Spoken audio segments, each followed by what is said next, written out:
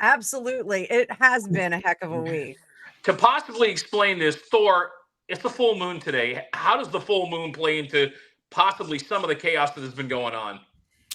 The full moon is always an important karmic event. And I have a chart here. I can show everyone where the full moon is happening.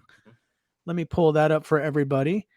Here's a chart of, and we'll be talking about this in a moment. This was the crash, the helicopter crash that happened earlier last week. But let me go ahead and tell you about the full moon. So the full moon in Vedic astrology, it's going to be in the 8th house of Scorpio. Now, I know a lot of our viewers, they're probably familiar with Western tropical astrology. The full moon is going to be in Sagittarius in Western tropical astrology, okay?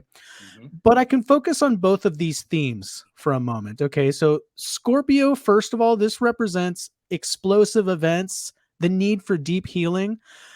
So we're just coming off a week where there's been, and we're going to be talking about this on our show today. We're going to be talking about the ICC possible warrants that are going to be released. We're talking about the Iran helicopter crash. It's like all these events are leading to more, because the energy of the Scorpios, the 8th house, is leading to more explosive events. Also, this is a time of extreme secrecy. So I want you to know that the intelligence services, a lot of what we may be getting may not be the actual truth of what's going on. There's a lot of illusion spun in there. I'm shocked. The sign of Sagittarius, which is the Western tropical zodiac, that's going to be relevant in, and this can represent things like religious extremism. So I do want to point out that there could be a focal point coming up this week. Full moons are always important times of karmic unfoldment. So with new moons and full moons, they always represent points of karma, essentially.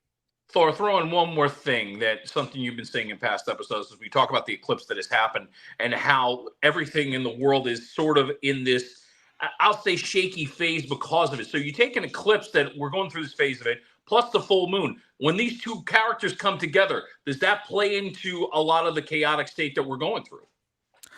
Absolutely. So the eclipse is like a more powerful, if you think about it, a full moon or a new moon, the eclipse is like an amplified full moon. And so the eclipse energies, like when we're thinking about the one that happened on April 8th, that's affecting essentially the next 90 days. So we're still in that window of time. And then the full moon is just like another trigger and another trigger. So we keep adding more energy to the mix. And there's another transit that I'm going to talk about in a few minutes of what I feel is happening with this helicopter crash that happened. And also we're going to be talking about the attempted assassination of the Slovak PM as well. Well, since you brought up the helicopter crash, it's a great place to start for this week. And a week